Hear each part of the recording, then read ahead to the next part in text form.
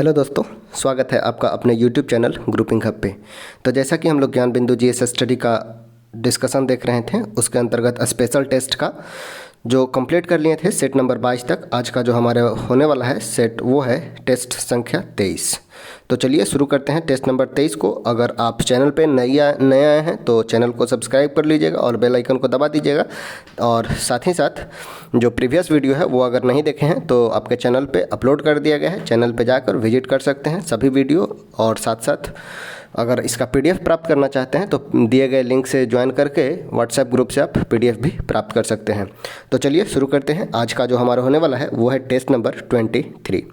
First question है, पूर्ण जागरण का केंद्र कहाँ था। बात किया जाए अगर पूर्ण जागरण का यानी कि रेनेसा तो ये प्रारंभ हुआ था इटली में। यूरोप का शहर इटली से प्रारंभ होता है पूर्ण जागरण, ठीक है। तो पूर्ण जागरण का केंद्र बिंदु जो माना जाता है वो है इटली, ठीक है।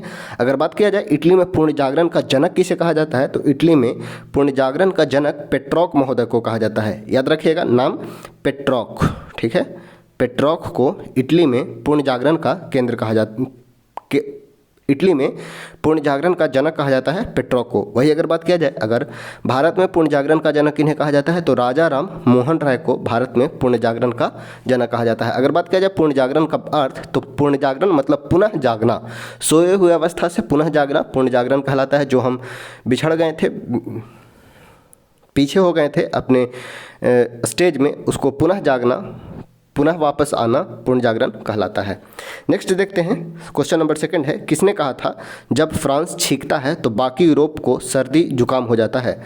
यह स्टेटमेंट किनके द्वारा दिया गया था। किसने कहा था जब फ्रांस छींकता है तो बाकी यूरोप को सर्दी जुकाम हो जाता है। ऐसा कहना था मेटरनिक का। मेटरनिक ऑस्ट्रिया का चांसलर होते हैं और वो कहते हैं जब फ्रांस छींकता है तो बाकी यूरोप में सर्दी जुकाम हो जाता है। ये कहना था मेटरनिक का। ये संबंधित है ऑस्ट्रिया से, ठीक है। ऑस्ट्रिया जिसकी राजधानी वियना है, ऑस्ट्रिया से संबंधित है मेटरनिक। नेक्स्ट है, वियना कांग्रेस में पवित्र संघ की योजना किसने प्रस्तुत की थी। बात किया जाए अगर वियना कांग्रेस का, तो यह हुआ था 1814-15 में। 1814-15 में वियना कांग्रेस होता है और उसमें पवित्र संघ की योजना जो दिया जाता है वो रूस के द्वारा दिया जाता है। ऑप्शन हो जाएगा ए, रूस ने दिया था पवित्र संघ की योजना। नेक्स्ट है, बर्मा का अंतिम रूप से भारत में विलय किसके द्वारा किया गया। बात किया गया है बर्मा का, अर्थात आज का म्यांमार का पुराना नाम था बर्मा, ठीक है।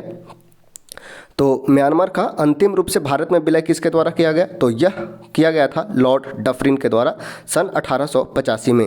1885 में भारत में विलय किया जाता है। वही 1935 के अधिनियम के तहत 1937 में म्यांमार अर्थात बर्मा भारत से अलग देश बनता है। 1935 के अधिनियम के तहत 1937 में, याद रखना है, अभिन्न अंग बनता है भारत का 1885 में, और यह किया जाता है लॉर्ड डफरिन के द्वारा। और 1935 के अधिनियम के तहत 1937 में बर्मा भारत से अलग होता है। अगर बात किया जाए बर्मा के बारे में, तो आंग्ल बर्मा युद्ध 3 होते हैं। 3 आंग्ल बर्मा युद्ध होते हैं। प्रथम आंग्ल बर्मा युद्ध 1824 से 26 के बीच होता है और यह समाप्त होता है यानडुब के संधि के तहत। यानडुब के संधि के तहत 1824-26 में प्रथम आंग्ल बर्मा युद्ध की समाप्ति होती है। वही अगर बात किया जाए द्वितीय आंग्ल बर्मा युद्ध, तो याद रखना है इस प्रकार से 26 और 26 का दूसरा है तो 2 गुना करेंगे, यानी कि 26 दूना 52, यानी कि 1852 में होता है दूसरा आंग्ल बर्मा युद्ध, ठीक है। ऐसे याद रखना है 26 और दूसरा हो जाएगा 26 दूना 52, अर्थात दूसरा हो जाएगा 52 में और तीसरा जो हो जाएगा वो हो जाएगा 1885 में। यहाँ से ये इंपॉर्टेंट हो जाता है कि कौन गवर्नर जनरल थे। तो अगर बात किया जाए 1824-26 में, तो ये शासनकाल होता है लॉर्ड एमहर्स्ट का। वही 1852 देखा जाए तो डलहौजी का शासन होता है और 85 में लॉर्ड डफरिन का शासन होता है। तो यही पूछा गया था 1885 के तृतीय आंग्ल बर्मा युद्ध के फलस्वरूप बर्मा को भारत में विलय कर लिया जाता है। और उस समय गवर्नर जनरल कौन होते हैं, तो लॉर्ड डफरिन होते हैं, लॉर्ड डफरिन, ठीक है। याद रखना है लॉर्ड डफरिन के समय बर्मा को भारत का अभिन्न अंग बना दिया गया था, अर्थात बर्मा को भारत में विलय कर लिया गया था। ऑप्शन हो जाएगा ए। नेक्स्ट है, 1944 में गांधी और जिन्ना वार्ता के असफल होने का आधार क्या था। 1944 में गांधी जिन्ना वार्ता का असफल होने का आधार क्या था, तो वो था CR सूत्र। CR राजगोपालाचारी के द्वारा दिया गया था सी आर फॉर्मूला अर्थात सी राजगोपालाचारी सूत्र के द्वारा यह असफल हुआ था गांधी जिन्ना वार्ता। ऑप्शन हो जाएगा सी राजगोपाला सूत्र। नेक्स्ट है प्रथम कर्नाटक युद्ध फ्रांसीसी सेना और किसके बीच लड़ा गया। बात किया जाए अगर कर्नाटक युद्ध का तो भारत में ब्रिटिश और फ्रांसीसी सेना के बीच जो युद्ध हुआ वो युद्ध कहलाया कर्नाटक का युद्ध, ठीक है। और इसके अंतर्गत 3 युद्ध होते हैं। अगर बात किया जाए 3 युद्ध होते हैं फ्रांसीसी और एंग्लो के बीच, अर्थात आंग्ल फ्रांसीसी विवाद 3 होते हैं। और अगर बात किया जाए प्रथम का तो यह हुआ था 46 में, 46 से 48 के बीच। और दूसरा युद्ध होता है वो होता है 1749 से 54 के बीच। और तीसरा होता है 56 से 63 के बीच, ठीक है। 1763 के बीच, 56 से 63 के बीच सप्तवर्षीय युद्ध होता है। और सप्तवर्षीय युद्ध के फलस्वरूप ही भारत से फ्रांसीसियों का समाप्त हो जाता है। अगर बात किया गया है यहाँ पे प्रथम कर्नाटक युद्ध का तो प्रथम कर्नाटक युद्ध में फ्रांसीसी सेना और अनवरुद्दीन के बीच युद्ध होता है। फ्रांसीस सेना और अनवरुद्दीन, ठीक है। ऑप्शन हो जाएगा बी, फ्रांसीस सेना वर्सेस अनवरुद्दीन। यह 46 से 48 के बीच हुआ था। और अगर बात किया जाए आंग्ल फ्रांसीसी युद्ध प्रथम समाप्त होता है वो होता है एक्स-ला-सैपेल की संधि के द्वारा। एक्स-ला-सैपेल की संधि के द्वारा समाप्त होता है। वही द्वितीय का बात किया जाए तो यह होता है पौंडीचेरी की संधि के द्वारा। पौंडीचेरी के संधि द्वारा द्वितीय आंग्ल फ्रांसीसी युद्ध समाप्त होता है। और तीसरा पेरिस की संधि के तहत समाप्त होता है। एक्स-ला-सैपेल, पौंडीचेरी और पेरिस की संधि के तहत तीनों आंग्ल कर्नाटक युद्ध समाप्त होता है, ठीक है। नेक्स्ट देखते हैं इतिहासकार ने किसे क्लाइव का गीदड़ की संज्ञा दी थी। इतिहासकार के द्वारा किसे क्लाइव का गीदड़ कहा गया था। अगर बात किया जाए क्लाइव का तो रॉबर्ट क्लाइव को भी स्वर्ग से उत्पन्न सेनानायक कहा गया था। रॉबर्ट क्लाइव को इतिहासकारों ने स्वर्ग से उत्पन्न सेनानायक की संज्ञा दी थी। और क्लाइव का गीदड़ संज्ञा जो दिया गया था वो दिया गया था मीर जाफ़र को, क्योंकि रॉबर्ट क्लाइव के ही रहमो करम से मीर जाफ़र को बंगाल का नवाब बना दिया जाता है सिराजुद्दौला को प्लासी के युद्ध में हराकर। मीर जाफ़र सिराजुद्दौला का सेनापति होता है। सिराजुद्दौला और ब्रिटिश के बीच प्लासी का युद्ध होता है, जिसमें युद्ध के फलस्वरूप ही मीर जाफ़र सिराजुद्दौला का साथ छोड़कर क्लाइव का साथ देता है। और क्लाइव ने बाद में उसे मीर जाफ़र को बंगाल का नवाब बना दिया और अपने मनमाने तरीके से मीर जाफ़र को व्यापार में छूट लेता था। अतः इसे मीर जाफ़र को रॉबर्ट क्लाइव का गीदड़ की संज्ञा दी गई थी। ऑप्शन हो जाएगा ए, इतिहासकार के द्वारा क्लाइव का गीदड़ की संज्ञा दिया गया था मीर जाफ़र को। नेक्स्ट है रासायनिक तौर पर जल क्या है। अगर बात किया जल यानी कि H2O, यानी कि इसको हाइड्रोजन का ऑक्साइड यह एक ऑक्साइड है। और ऑक्साइड किसका है तो यह एक हाइड्रोजन का ऑक्साइड है। H2O हाइड्रोजन ऑक्साइड, यह एक ऑक्साइड हो जाएगा। ऑप्शन हो जाएगा बी। नेक्स्ट है सेब में मैलिक एसिड एवं प्रचुर मात्रा में कौन सा विटामिन पाया जाता है। बात किया गया है सेब में, तो सेब में मैलिक एसिड भी पाया जाता है, उसके साथ साथ कौन सा विटामिन पाया जाता है तो वो पाया जाता है विटामिन सी। ऑप्शन हो जाएगा सी, विटामिन सी पाया जाता है सेब में। नेक्स्ट है नाइक्रोम किस चीज़ का बना होता है। नाइक्रोम यानी कि निकेल प्लस क्रोमियम, इस नाम में ही छुपा है निकेल और क्रोमियम। Na+Cr, निकेल और क्रोमियम बना होता है नाइक्रोम जो बना होता है निकेल और क्रोमियम का मिश्र धातु होता है। ऑप्शन हो जाएगा सी, निकेल प्लस क्रोमियम का। नेक्स्ट है बिहार टाइम्स पत्र का प्रकाशन कब प्रारंभ हुआ था। बिहार टाइम्स का प्रकाशन प्रारंभ हुआ 1809 में। ऑप्शन हो जाएगा बी। किस संघ के जीवों की देह गुहा हीमोसील कहलाती है। किस संघ के जीव की देह गुहा हीमोसील कहलाती है तो यह कहलाता है ऑर्थोपोडा का। ऑप्शन हो जाएगा बी, ऑर्थोपोडा का। नींबू निचोड़ने की मशीन किस श्रेणी के अंतर्गत आता है। नींबू निचोड़ने की मशीन यह आता है द्वितीय श्रेणी के अंतर्गत। बात किया जाए अगर उत्तोलक का तो यह 3 प्रकार के होते हैं, प्रथम श्रेणी, द्वितीय श्रेणी और तृतीय श्रेणी। अगर बात किया जाए फलक्रम अगर बीच में हो तो यह कहलाता है प्रथम श्रेणी का, वही लोड अगर बीच में हो तो यह कहलाता है द्वितीय श्रेणी का, और अगर इफोर्ट बीच में हो तो यह कहलाता है तृतीय श्रेणी का। फर्स्ट, सेकंड, थर्ड श्रेणी का उत्तोलक। अगर फलक्रम बीच में हो तो प्रथम श्रेणी का उत्तोलक, लोड अगर बीच में हो तो द्वितीय श्रेणी का उत्तोलक, और इफोर्ट बीच में हो तो तृतीय श्रेणी का उत्तोलक। नींबू निचोड़ने की मशीन में लोड जो होता है वो बीच में आता है, अतः यह हो जाएगा द्वितीय श्रेणी का उत्तोलक। ऑप्शन हो जाएगा बी। नेक्स्ट है सबसे बड़ी आरबीसी किस में पाई जाती है। सबसे बड़ी आरबीसी पाई जाती है हाथी में। ऑप्शन हो जाएगा ए। सबसे बड़ी आरबीसी पाई जाती है हाथी में। और अगर बात किया जाए मनुष्य में आरबीसी, डब्ल्यूबीसी और प्लेटलेट्स तीनों पाए जाते हैं, जिसमें सबसे छोटा जो स्मॉलेस्ट होता है वो होता है आरबीसी। बट अगर नंबर का बात किया जाए तो सबसे ज़्यादा नंबर में होते हैं वो होते हैं आरबीसी।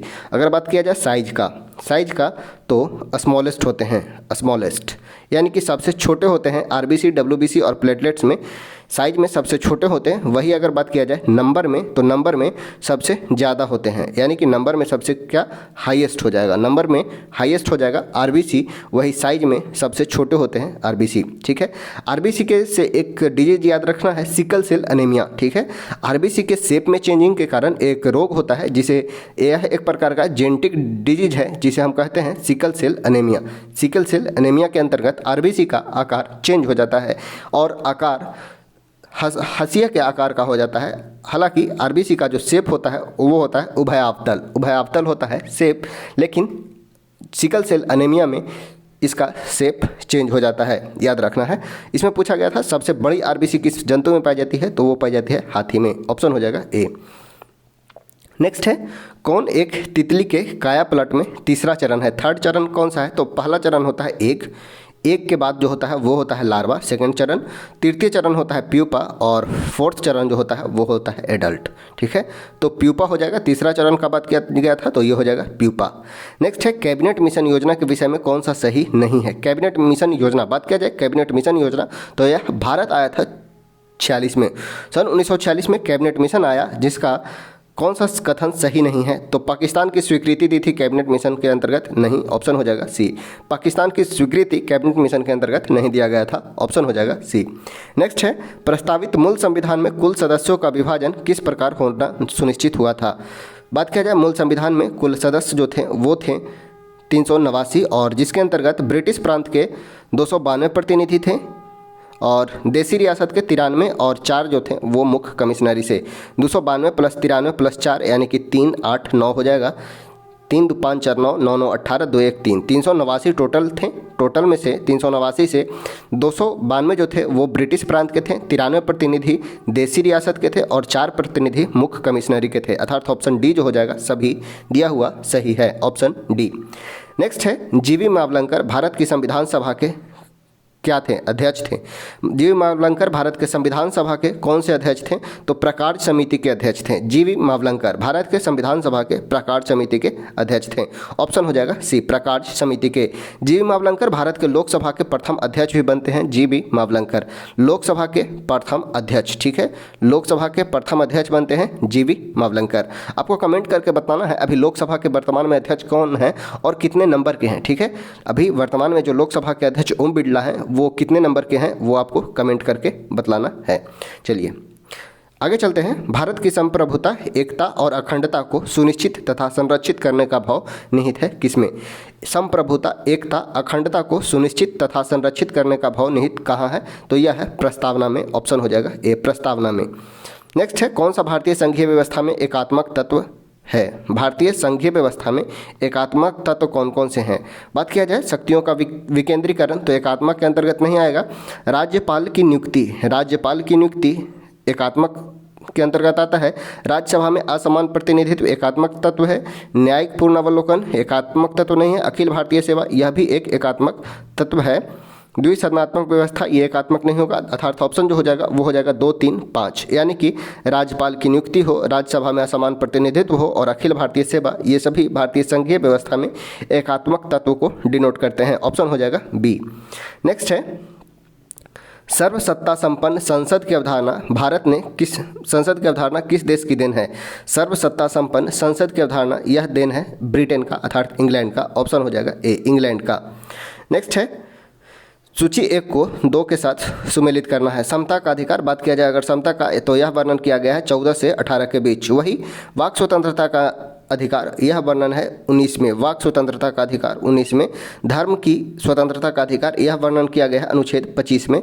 धर्म की स्वतंत्रता 25 में। और संवैधानिक उपचार का अधिकार, यह वर्णन किया गया है 32 में। अर्थात ऑप्शन जो हो जाएगा वो हो जाएगा 1 4 2 3, 1 4 2 3।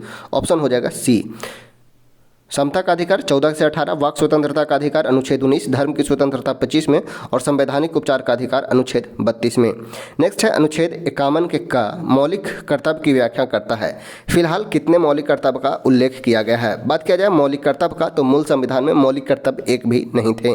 42वां संविधान संशोधन 1976 के तहत सरदार स्वर्ण सिंह कमेटी ने 8 मौलिक कर्तव्य को जोड़ने का फैसला लिया था और मौलिक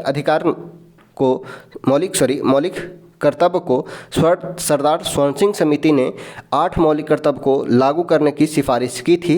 हालांकि 42वां संविधान संशोधन 1976 में 10 मौलिक कर्तव्य को जोड़ा गया। बाद में एक अन्य मौलिक कर्तव्य 86वां संविधान संशोधन के तहत जोड़ा गया था। 86वां संशोधन के तहत एक अन्य मौलिक कर्तव्य को जोड़ा गया था। अर्थात अभी वर्तमान में टोटल मौलिक कर्तव्य का बात किया जाए यानी कि फंडामेंटल ड्यूटीज़ का बात किया जाए तो ये हैं 11। ऑप्शन हो जाएगा बी, फंडामेंटल ड्यूटीज 11 हैं और ये जोड़ा गया था लास्ट वाला 86 CAA के तहत लास्ट वाला जोड़ा गया था।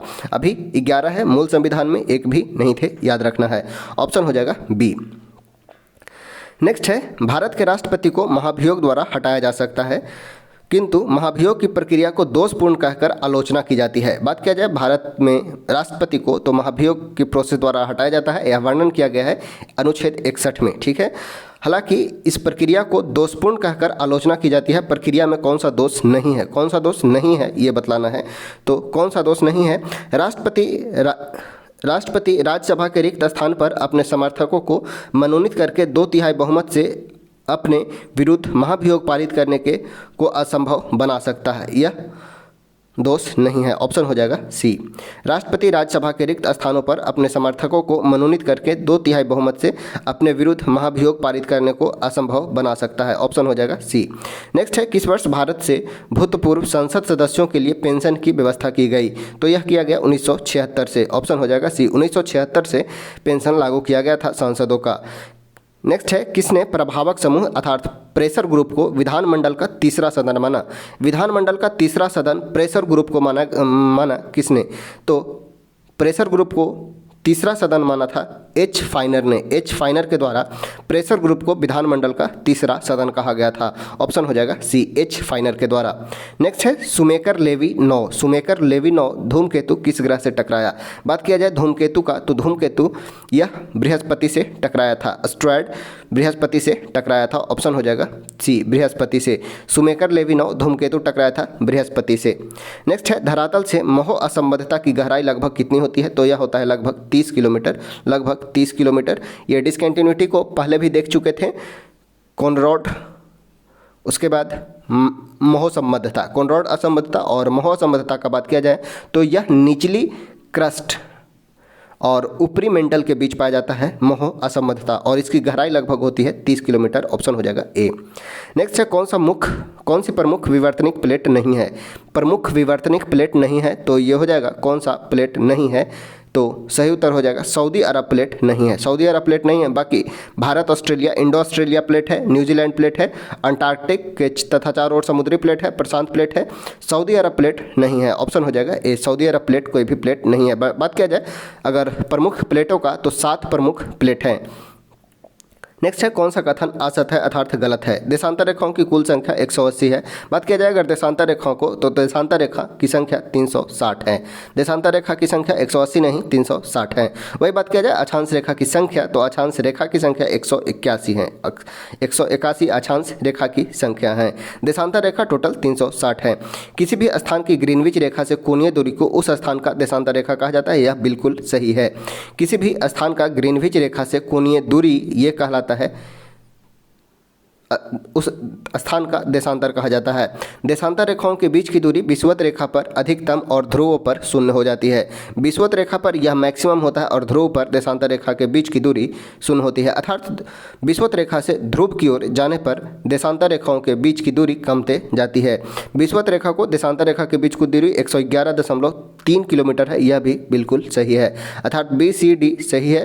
हालांकि ऑप्शन ए जो हो जाएगा वो हमारा आंसर हो जाएगा और असत्य क्वेश्चन असत्य बतलाया गया था। कौन सा असत्य है? तो ऑप्शन ए जो है वो हो जाएगा असत्य, अर्थात ऑप्शन ए जो हो जाएगा आंसर हो जाएगा। नेक्स्ट है प्रत्यास्थ पुनश्चलन सिद्धांत। प्रत्यास्थ पुनश्चलन सिद्धांत किसकी उत्पत्ति की व्याख्या करता है? तो यह भूकंप की उत्पत्ति का व्याख्या करता है। ऑप्शन हो जाएगा सी, प्रत्यास्थ पुनश्चलन सिद्धांत भूकंप की उत्पत्ति का व्याख्या करता है। नेक्स्ट है, किसको पर्ल सिटी कहा जाता है? पर्ल सिटी कहा जाता है तूतीकोरिन को। तूतीकोरिन को कहा जाता है पर्ल सिटी। वही हैदराबाद को निजाम का शहर कहा जाता है, हैदराबाद। और हैदराबाद में ही स्थित है चार मीनार, गोलकुंडा किला और सलारजंग संग्रहालय। सलारजंग संग्रहालय हो, गोलकुंडा किला हो, चार मीनार हो, ये सभी हैदराबाद में स्थित है। तूतीकोरिन का बात किया जाए तो इसे कहा जाता है पर्ल सिटी। कांडला एकमात्र ज्वारीय बंदरगाह है कांडला। ठीक है, कोच्चि एर्नाकुलम में स्थित है, कोच्चि में स्थित है एर्नाकुलम। नेक्स्ट है, ऑप्शन हो जाएगा बी सही उत्तर। नेक्स्ट है क्वेश्चन नंबर 33, डंकन पास। बात किया गया है डंकन पास का, तो डंकन पास किसके किसके बीच है? तो डंकन पास दक्षिणी अंडमान और मध्य अंडमान के बीच स्थित है। दक्षिणी अंडमान और मध्य अंडमान के बीच स्थित है डंकन पास। ठीक है, ऑप्शन हो जाएगा बी, सॉरी, दक्षिणी अंडमान और छोटा अंडमान के बीच, दक्षिणी अंडमान और छोटा अंडमान के बीच हो जाएगा Duncan pass. Sorry, Duncan pass पूछा गया था और यह स्थित है दक्षिणी अंडमान और छोटा अंडमान के बीच। ऑप्शन हो जाएगा सी। नेक्स्ट है, भारत के किस राज्य की सीमा नेपाल, भूटान और चीन तीनों देश से मिलती है? नेपाल अर्थात यहाँ पे भूटान और चीन से मिलती है। तो यह जो राज्य है हमारा वो है सिक्किम। ऑप्शन हो जाएगा डी सिक्किम, जिसे 36वां संविधान संशोधन 1975 के तहत भारत को पूर्ण राज्य का दर्जा दिया गया था। यह राज्य है सिक्किम और सिक्किम नेपाल, भूटान और चीन तीनों देश की सीमा से लगाता है। ठीक है, ऑप्शन हो जाएगा डी सिक्किम। अगर बात किया जाए सिक्किम में दर्रा तो नाथुला जेलेपला उत्तराखंड में है, वही यांग्याप दीफू ये अरुणाचल प्रदेश में है और सिक्किम में हो जाएगा नेपाल, भूटान, चीन तीनों की सीमा टच करता है। ऑप्शन हो जाएगा डी। नेक्स्ट है, निम्नलिखित नदियों में किस नदी का उद्गम नेपाल में है और वह गंगा नदी में आकर मिल जाती है?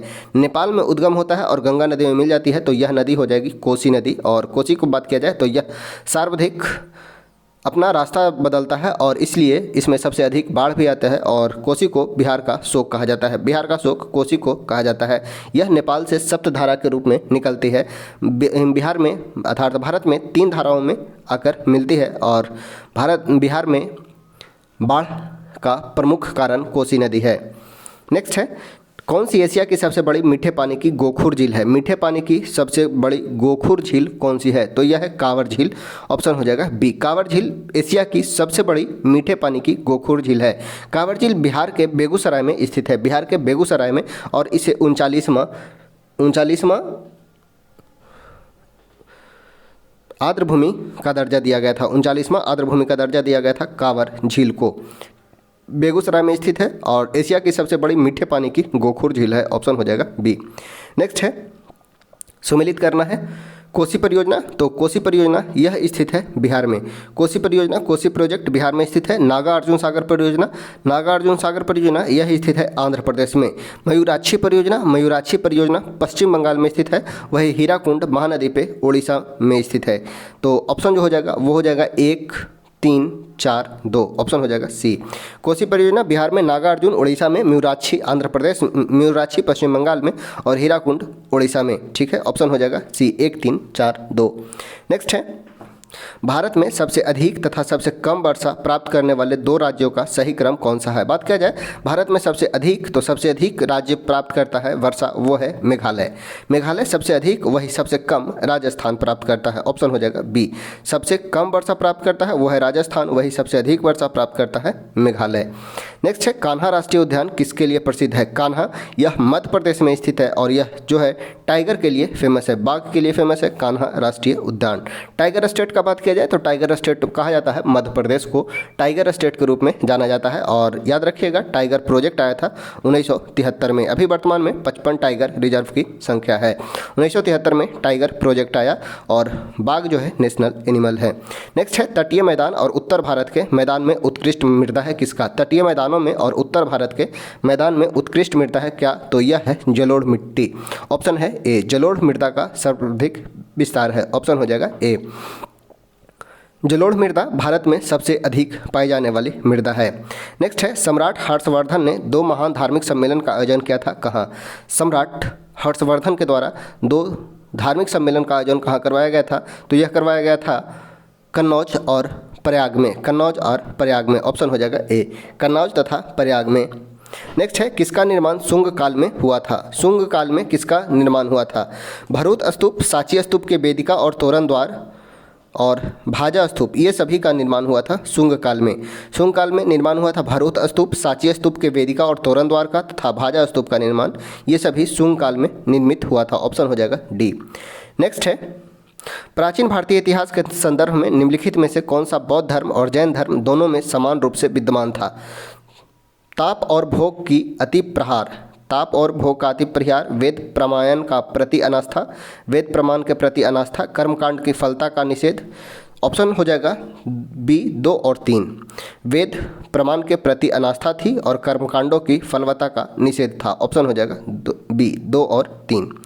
नेक्स्ट है, भारत में प्राचीनतम चूल्हे का पुरातात्विक अवशेष कहाँ मिला है?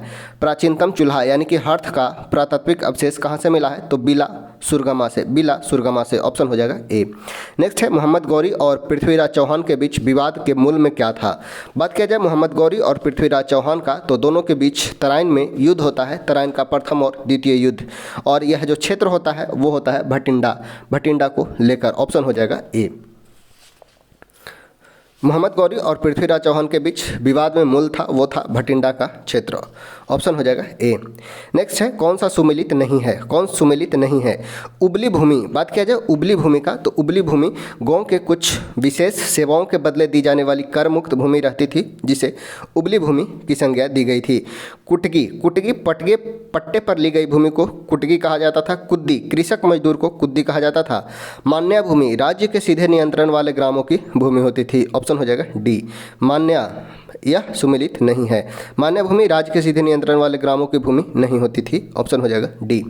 किस सूफी संत को सुल्तान ए तारिकीन, सन्यासियों के लिए सुल्तान की उपाधि मिली थी? तो यह दिया गया था शेख हमीदुन नगौरी को, शेख हमीदुन नगौरी को। ऑप्शन हो जाएगा बी। सुल्तान ए तारिकीन की उपाधि दी गई थी शेख हमीदुन नगौरी को।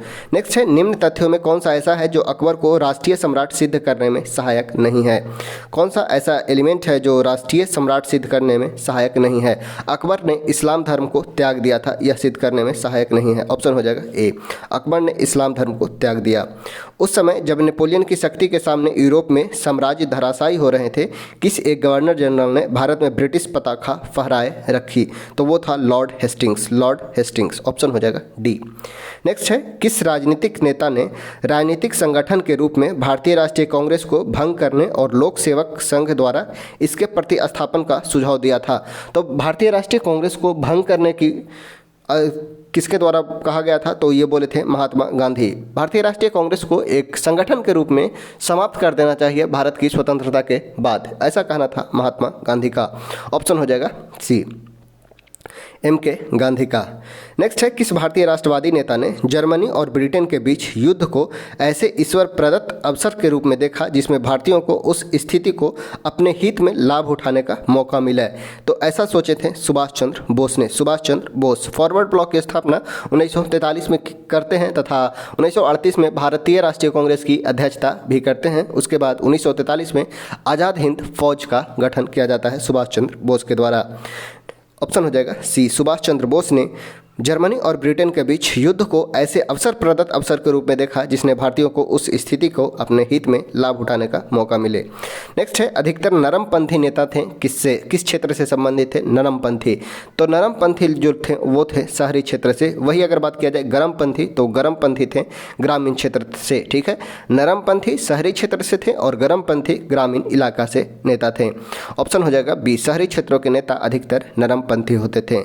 ऑप्शन हो जाएगा बी। नेक्स्ट है, भारतीय राष्ट्रीय व्यापार संघ Congress, Indian national trade union Congress की स्थापना किसके द्वारा की गई थी? तो यह किया गया था वल्लभ भाई पटेल के द्वारा। वल्लभ भाई पटेल ने किया था Indian national trade union Congress की स्थापना। वही अगर बात किया जाए AITUC का, all India trade union Congress, AITUC के संस्थापक थे वो थे लाला लाजपत राय। लाला लाजपत राय के द्वारा all India trade union Congress का गठन किया जाता है। ठीक है, all India trade union Congress का गठन लाला लाजपत राय के द्वारा। अगर बात किया जाए MM लोखंडे का, तो MM लोखंडे ने भारत का पहला trade union Bombay mills hands association की स्थापना 1890 में किए थे। MM लोखंडे ने 1890 में बॉम्बे मिल्स हैंड्स एसोसिएशन की स्थापना MM लोखंडे के द्वारा किया जाता है, जो भारत का पहला ट्रेड यूनियन बनता है। ठीक है, वल्लभ भाई पटेल ने Indian national trade union Congress की स्थापना की थी? सरदार वल्लभ भाई पटेल। ठीक है, 1928 का बात किया जाए तो सरदार वल्लभ भाई पटेल से संबंधित है एक बारदोली सत्याग्रह। बारदोली सत्याग्रह सरदार वल्लभ भाई पटेल। ठीक है, सरदार वल्लभ भाई पटेल से याद रखना है एकता दिवस। एकता दिवस अगर बात किया जाए भारत की स्वतंत्रता का, तो भारत की स्वतंत्रता के बाद देशी रियासत की संख्या थी 552। 552 को मिलाने का श्रेय जो दिया जाता है वो दिया जाता है सरदार वल्लभ भाई पटेल को। इसलिए इन्हें भारत का बिस्मार्क या भारत का लौह पुरुष भी कहा जाता है, सरदार वल्लभ भाई पटेल को। ठीक है, नेक्स्ट देखते हैं भारत में पैन कोड, पैन यानी कि पैन नंबर कोड कुल कितने अक्षरों का होता है? बात किया जाए अगर पैन का तो पैन अर्थात परमानेंट अकाउंट नंबर पूरा नाम होता है जिसमें 10 डिजिट होता है। ठीक है, जिसमें अगर बात किया जाए पैन में तो डिजिट की संख्या होती है वो होता है 10 और यह होता है अल्फ़ा न्यूमेरिक डिजिट होता है, अर्थात अल्फ़ा न्यूमेरिक होता है, अर्थात लेटर यानी कि ABCD के साथ साथ नंबर भी होता है। यह अल्फ़ा न्यूमेरिक डिजिट होता है। अगर बात किया जाए आधार कार्ड का तो आधार कार्ड में 12 डिजिट होते हैं। ठीक है, आधार कार्ड में 12 डिजिट होता है और ये सिर्फ और सिर्फ नंबर के फॉर्म में होते हैं, सिर्फ और सिर्फ नंबर के फॉर्म में होते हैं। वही अगर बात किया जाए GST में, ठीक है, तो GST में 15 डिजिट होते हैं और ये भी अल्फ़ा न्यूमेरिक होते हैं। पैन कार्ड भी 10 नंबर का होता है, GST 15 नंबर का, आधार नंबर वो होता है 12 डिजिट का। याद रखना है, पूछ लिया जा सकता है। हस्तांतरण मूल्य का संबंध किससे है? हस्तांतरण मूल्य का संबंध है एक खाते से दूसरे खाता में पैसे का हस्तांतरण करने से। ऑप्शन हो जाएगा डी, एक खाता से दूसरे खाता में पैसे का हस्तांतरण करने से संबंधित है हस्तांतरण मूल्य। ऑप्शन हो जाएगा डी। नेक्स्ट है भारत में हरित क्रांति का प्रभाव मुख्य रूप से किन किन क्षेत्रों में था?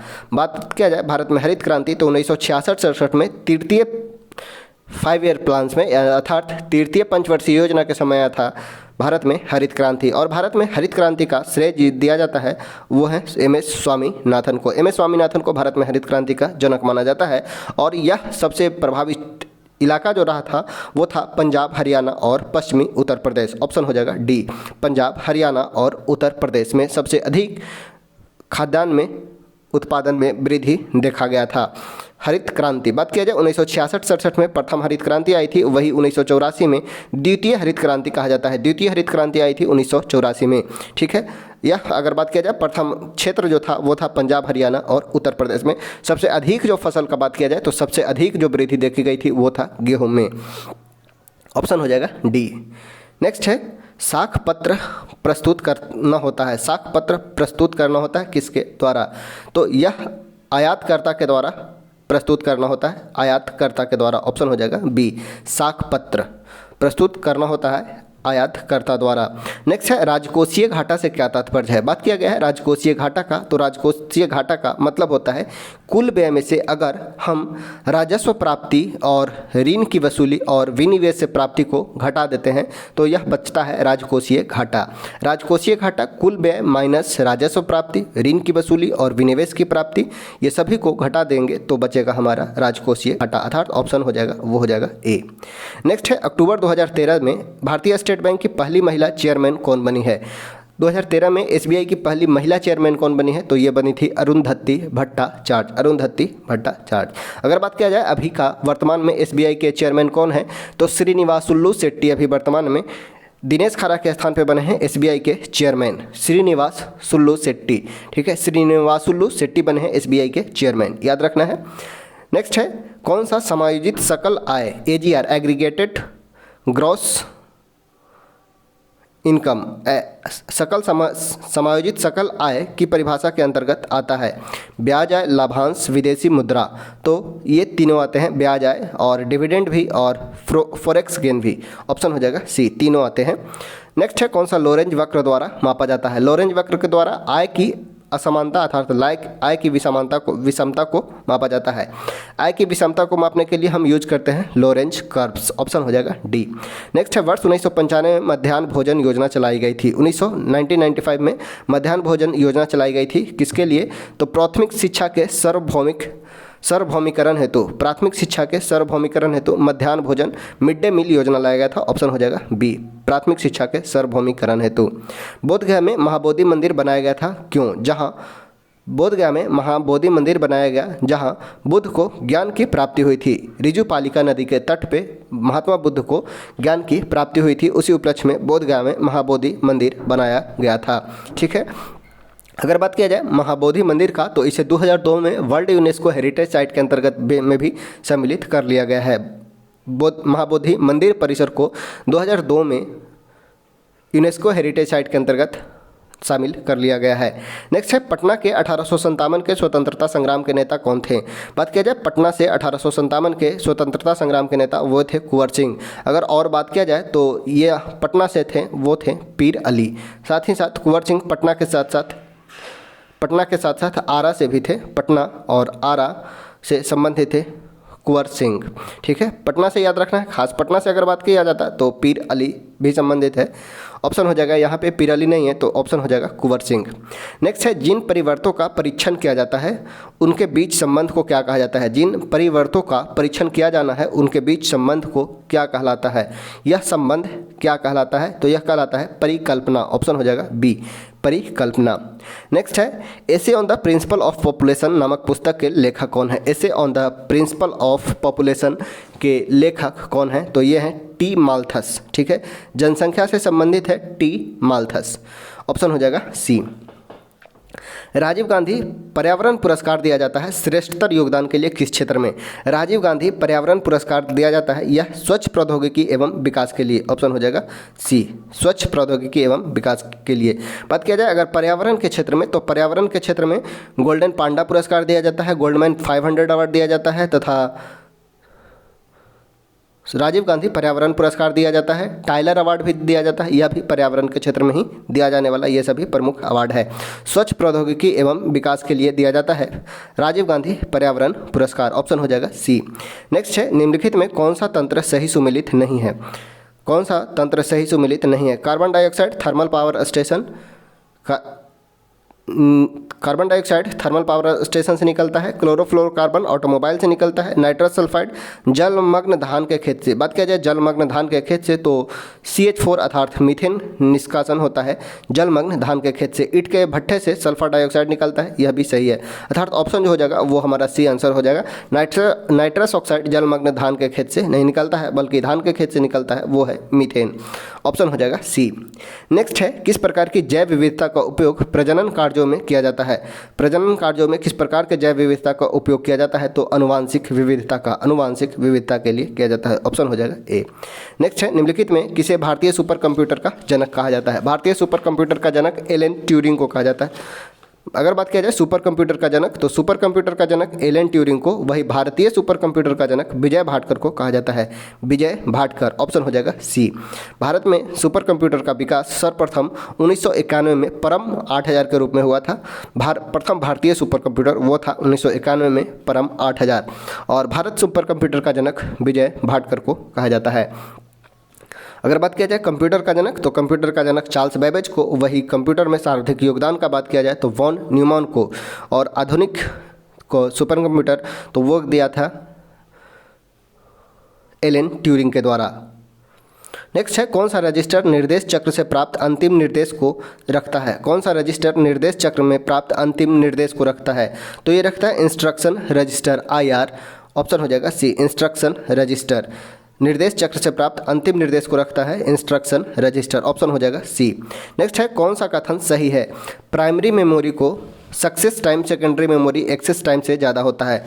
प्राइमरी मेमोरी का सक्सेस टाइम सेकेंडरी मेमोरी से ज़्यादा होता है, यह गलत है। समान संग्रहण क्षमता के लिए DRAM SRAM की तुलना में सस्ता है, यह बिल्कुल सही है। DRAM यानी कि डायनामिक रैंडम एक्सेस मेमोरी और स्टैटिक रैंडम एक्सेस मेमोरी अर्थात DRAM जो होता है SRAM की तुलना में सस्ता होता है क्योंकि यह डायनामिक होता है, वही SRAM स्टैटिक होता है। स्टैटिक होने के कारण SRAM महंगा होता है, यानी केवल दो जो है वो सही है। DRAM SRAM की तुलना में सस्ता होता है। ऑप्शन हो जाएगा बी। नेक्स्ट है माटी अखोरा भारत के किस शास्त्रीय नृत्य से संबंधित है। माटी अखोरा यह संबंधित है सतारिया से, और सतारिया का बात किया जाए तो यह असम से संबंधित है। असम से का शास्त्रीय नृत्य है सतारिया और माटी अखोरा का संबंध सतारिया नृत्य से है। उड़ीसा का शास्त्रीय नृत्य है कथकली, केरल का है कथक, उत्तर भारत का है। भारत में 8 प्रमुख शास्त्रीय नृत्य की संख्या है। नेक्स्ट है कर्नाटक संगीत का पितामह के रूप में प्रतिष्ठित अत्यधिक प्रतिष्ठित जो है अत्यधिक प्रख्यात संगीतकारों में से एक हैं। तो कर्नाटक संगीत का पितामह कहा जाता है पुरंदर दास को। संत पुरंदर दास को कर्नाटक संगीत का पितामह कहा जाता है। ऑप्शन हो जाएगा डी। नेक्स्ट है विश्व प्रसिद्ध खजुराहो मूर्तिकला स्थित है कहाँ? खजुराहो मूर्तिकला यह स्थित है मध्य प्रदेश में। ऑप्शन हो जाएगा बी, खजुराहो मध्य प्रदेश में स्थित है।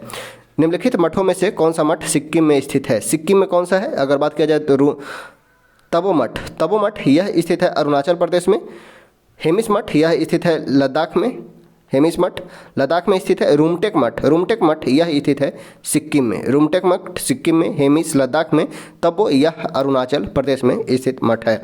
ऑप्शन हो जाएगा ए, रूमटेक मठ सिक्किम में स्थित है। मकर संक्रांति के त्यौहार को भारत के किस हिस्से में उत्तरायण के रूप में जाना जाता है? बात किया जाए उत्तरायण को, तो उत्तरायण के रूप में जाना जाता है गुजरात में। मकर संक्रांति को गुजरात में उत्तरायण की संज्ञा दी गई है। वही उत्तराखंड में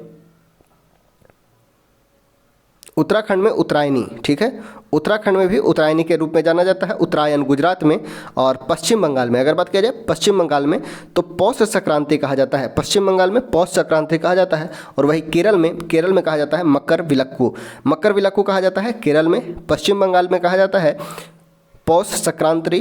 उत्तराखंड में उत्तरायणी कहा जाता है, उत्तरायण कहा जाता है गुजरात में, ठीक है। तो ऑप्शन हो जाएगा ए। नेक्स्ट है बागवानी की वह शाखा जो सब्जियों के उत्पादन, भंडारण, प्रसंस्करण और विपणन से संबंधित है, यह क्या कहलाता है? सब्जियों के उत्पादन, भंडारण, प्रसंस्करण और विपणन से संबंधित है, यह कहलाता है ओलेरी कल्चर। ऑप्शन हो जाएगा सी, ओलेरी कल्चर। बात किया जाए पोमोलॉजी में फल का अध्ययन किया जाता है और मधुमक्खी पालन का अध्ययन एपीकल्चर कहलाता है, ठीक है। एपीकल्चर में मधुमक्खी पालन, ओलेरी कल्चर में सब्जियों के उत्पादन, भंडारण, प्रसंस्करण और विपणन से संबंधित अध्ययन कहलाता है, ठीक है। नेक्स्ट है कौन सा सहजीवी संबंध दिखलाता है? सहजीवी संबंध किसके किसके बीच? तो लाइकेन जो है कवक और शैवाल का सहजीवी संबंध है। कवक प्लस शैवाल का सहजीवी संबंध दर्शाता है, ठीक है, लाइकेन। ऑप्शन हो जाएगा डी, लाइकेन जो है कवक और शैवाल का सहजीवी संबंध है। नेक्स्ट है क्लोरोफिल सूर्य के प्रकाश के तरंगदैर्ध्य को अवशोषित करता है। क्लोरोफिल सूर्य के प्रकाश के किस रंग को अवशोषित करता है? बात किया गया है क्लोरोफिल का, तो यह सूर्य के प्रकाश को कौन से रंग को अवशोषित करता है? तो यह लाल और नीले रंग को एब्जॉर्ब करता है। ऑप्शन हो जाएगा सी, लाल और नीले रंग। नेक्स्ट है लैंथेनाइट्स और एक्टिनाइट्स को क्या कहा जाता है? लैंथेनाइट्स, एक्टिनाइट्स ये एफ ब्लॉक के एलिमेंट होते हैं। लैंथेनाइट्स और एक्टिनाइट जिन्हें आंतरिक संक्रमण तत्व यानी कि इनर ट्रांजिशन एलिमेंट कहा जाता है। इनर ट्रांजिशन एलिमेंट, ऑप्शन हो जाएगा ए। लैंथेनाइट्स 57 से 71, 89 से 103 के बीच एक्टिनाइट्स कहलाता है और ये आंतरिक संक्रमण तत्व इनर ट्रांजिशन एलिमेंट के अंतर्गत आते हैं। ऑप्शन हो जाएगा ए। जब जिंक के कण तनु सल्फ्यूरिक अम्ल के साथ अभिक्रिया करते हैं यानी कि ZnH2SO4 के साथ रिएक्ट करेगा तो ये बनाएगा ZnSO4। ZnSO4 यानी कि ऑप्शन हो जाएगा ए, ZnSO4 निर्माण होगा। नेक्स्ट है कौन सा गुण, गैसों का कौन सा गुण इन्हें सुवाह बनाता है? सुवाह कौन सा बनाता है? गैसों का कौन सा प्रॉपर्टी है? तो यह बनाता है कंप्रेसिबिलिटी, संपीड्यता। कंप्रेसिबिलिटी के कारण ही गैस सुवाह होते हैं। ऑप्शन हो जाएगा बी। नेक्स्ट है प्रोटियम, ड्यूटेरियम, ट्रिटियम क्या है? तो प्रोटियम, ड्यूटेरियम, ट्रिटियम ये सभी हाइड्रोजन के समस्थानिक है। हाइड्रोजन के समस्थानिक है protium, deuterium, tritium. Protium, deuterium, tritium. Tritium का बात किया जाए तो यह एक प्रोटियम 1,1,2,1,3,1, ठीक है। प्रोटियम, ड्यूटेरियम, ट्रिटियम ये सभी हाइड्रोजन के समस्थानिक हैं, ठीक है। तो ऑप्शन हो जाएगा ए। नेक्स्ट है यौगिक में एक वल्य कार्बन श्रृंखला संरचना होती है। एक वल्य कार्बन श्रृंखला संरचना किस में होता है? तो यह होता है बेंजीन में। ऑप्शन हो जाएगा सी, बेंजीन में एक वल्य कार्बन श्रृंखला होती है। कार्बन सीरीज होता है एक वल्य, ठीक है। ये होता है कुछ इस प्रकार से बेंजीन का फॉर्मूला, ठीक है।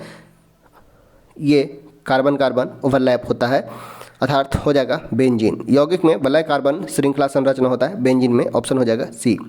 नेक्स्ट है यदि किसी पिंड को लंबवत ऊर्ध्व दिशा में प्रक्षेपित किया जाए तो गति के उच्चतम बिंदु पर पिंड का वेग क्या होगा? अगर यहाँ से फेंका जाए तो इस पॉइंट पे जो वेलोसिटी होगा वो हो जाएगा 0, ठीक है। वेलोसिटी हो जाएगा 0। ऑप्शन हो जाएगा ए। यदि बल और विस्थापन के बीच का कोण हो तो किया गया कार्य ऋणात्मक हो। वर्क डन नेगेटिव हो, इसके लिए दोनों के बीच एंगल कितना होना चाहिए? तो वर्क इक्वल टू होता है FS cos थीटा। और cos थीटा का वैल्यू कब नेगेटिव होता है? तो 180 में cos थीटा का वैल्यू नेगेटिव हो जाएगा, यानी कि ऑप्शन हो जाएगा डी। FS cos थीटा 180 पे नेगेटिव होता है। ऑप्शन हो जाएगा D, FS cos theta work equal to formula होता है। अगर यहाँ पे पूछा जाए वर्क डन नेगेटिव कब होगा, तो जब कॉस थीटा का वैल्यू नेगेटिव में होगा, यानी कि एक दूसरे के अपोजिट होगा। ऑप्शन हो जाएगा डी। नेक्स्ट है, निम्न में तुल्यकालिक उपग्रह की मुख्य विशेषता कौन सी है। तुल्यकालिक उपग्रह की मुख्य विशेषता बतलाना है, कौन सा है। ये उपग्रह 24 घंटे में पृथ्वी के परिक्रमण करते हैं। ये उपग्रह 24 घंटे में पृथ्वी के परिक्रमण करते हैं, तो बिल्कुल सही है। इनकी पृथ्वी तल से ऊंचाई 35,730 अर्थात 36,000 किलोमीटर होती है, यह भी सही है। ये विषुवत तल से पृथ्वी के परितः चक्कर लगाते हैं, ये भी सही है, अर्थात ऑप्शन हो जाएगा डी, सभी सही है। उपग्रह तुल्यकालिक उपग्रह 24 घंटे में पृथ्वी के परितः परिक्रमण करते हैं। पृथ्वी तल से ऊंचाई 35,730 किलोमीटर होती है। विषुवत तल से पृथ्वी के परितः चक्कर लगाते हैं, ऑप्शन डी जो हो जाएगा उपयुक्त, सभी सही है। नेक्स्ट है, यदि किसी हम दिए गए बल के क्षेत्र को बढ़ाते हैं तो इससे दबाव क्या होगा। यानी कि प्रेशर इक्वल टू होता है फोर्स पर यूनिट एरिया। यदि हम किसी दिए गए बल के क्षेत्र को बढ़ाते हैं, यानी कि एरिया को बढ़ाएंगे तो दबाव यानी कि प्रेशर क्या होगा, तो यह कम हो जाएगा। यानी कि एरिया अगर बढ़ जाता है तो प्रेशर कम जाता है, ठीक है। अर्थात जब दलदली वाले क्षेत्र में हमें खड़ा न होने रहकर लेट जाने की सलाह दी जाती है। ऑप्शन हो जाएगा सी, क्योंकि प्रेशर कम करने के लिए हम एरिया को बढ़ा पाते हैं। कील ठोकने के लिए जो यूज किया जाता है उसमें आगे की नोक को पतला कर दिया जाता है ताकि प्रेशर अधिक लग पाए, ठीक है। तो ये सभी प्रेशर का एग्जाम्पल है। नेक्स्ट है, विस्तार के कारण एफिल टावर गर्मी में अधिक लंबा होता है। किसके विस्तार के कारण एफिल टावर गर्मी में अधिक लंबा होता है, तो तापीय विस्तार, ठीक है। ऑप्शन हो जाएगा ए, तापीय विस्तार के कारण एफिल टावर जो पेरिस में स्थित है गर्मियों में अधिक लंबा हो जाता है। ऑप्शन हो जाएगा ए। भारत किस संगठन का सदस्य नहीं है। बात किया जाए भारत, तो भारत WTO, G20, बिम्स्टेक ये सभी का सदस्य है। वही G7 का बात किया जाए तो G7 का सदस्य नहीं है। इसमें 7 देश हैं, वो हैं Germany, France, Japan, UK, Italy, Canada और इंग्लैंड, ये सभी G7 के सदस्य हैं। हालांकि भारत G7 का सदस्य नहीं है, ठीक है। ऑप्शन हो जाएगा सी। रासायनिक हथियार निषेध संगठन का मुख्यालय कहाँ स्थित है। रासायनिक हथियार निषेध संगठन का मुख्यालय यह स्थित है मिन्स्क, रासायनिक हथियार निषेध संगठन, इसका मुख्यालय स्थित है नीदरलैंड में। ऑप्शन हो जाएगा ए, नीदरलैंड में स्थित है रासायनिक हथियार निषेध संगठन का मुख्यालय। बेलारूस की राजधानी कहाँ है, तो बेलारूस की राजधानी है मिन्स्क। ऑप्शन हो जाएगा ए। जीसैट 30 क्या है, तो यह एक प्रकार का संचार उपग्रह है। जियो सिंक्रोनस सैटेलाइट यह एक प्रकार का संचार उपग्रह है। ऑप्शन हो जाएगा डी। जनजाति और जिला के निम्न जोड़े में कौन सा जोड़ा सही नहीं है। संथाल, यह बिहार के बांका जिला में है, उराव सुपौल में है। मुंडा का बात किया जाए तो मुंडा जमुई में नहीं बल्कि कटिहार में इसका सबसे अधिक विस्तार है, कटिहार में। ऑप्शन हो जाएगा बी, मुंडा का जमुई में नहीं बल्कि कटिहार में विस्तार पाया जाता है। राजस्थान परमाणु विद्युत केंद्र का निर्माण किसकी सहायता से किया गया है। राजस्थान परमाणु विद्युत केंद्र का निर्माण किसकी सहायता से किया गया है, तो यह किया गया है कनाडा के सहयोग से। ऑप्शन हो जाएगा बी, कनाडा के सहयोग से। नेक्स्ट है, भारत के इनमें से किस राज्य में यूरेनियम का सबसे बड़ा भंडार है। भारत में किस राज्य में यूरेनियम का सबसे बड़ा भंडार है, तो यह है आंध्र प्रदेश में। ऑप्शन हो जाएगा ए, आंध्र प्रदेश में यूरेनियम का। वही अगर बात किया जाता अगर केरल में, तो केरल में थोरियम का सबसे लार्जेस्ट डिपॉजिट है। थोरियम पूछ लिया गया है, थोरियम सबसे अधिक कहाँ है, तो भारत के केरल में। वही अगर यूरेनियम है, यूरेनियम आंध्र प्रदेश में। नेक्स्ट है, टाइम मैगजीन के मुख्य पृष्ठ पर दिखाई देने वाले बॉलीवुड के प्रथम व्यक्ति का नाम बतलाना है। टाइम मैगजीन के मुख्य पृष्ठ पर दिखाई देने वाले बॉलीवुड के प्रथम व्यक्ति ये कौन है, तो ये हैं परवीन बॉबी। ऑप्शन हो जाएगा D. Time magazines of the year 1930 में गांधी जी को चुना गया था। 1930 में time magazine of the year 1930 में गांधी जी को चुना गया था। नेक्स्ट है, कौन सा यूनेस्को विश्व धरोहर स्थल नहीं है। अजंता का बात किया जाए तो अजंता की गुफा औरंगाबाद, इसे 1983 में घोषित किया गया था यूनेस्को हेरिटेज साइट। रानी का बाव को 2014 में घोषित किया गया। रानी का बाव को जंतर मंतर नई दिल्ली, यह यूनेस्को हेरिटेज साइट के अंतर्गत नहीं आता है। सूर्य मंदिर कोणार्क, यह घोषित किया गया था 1984 में।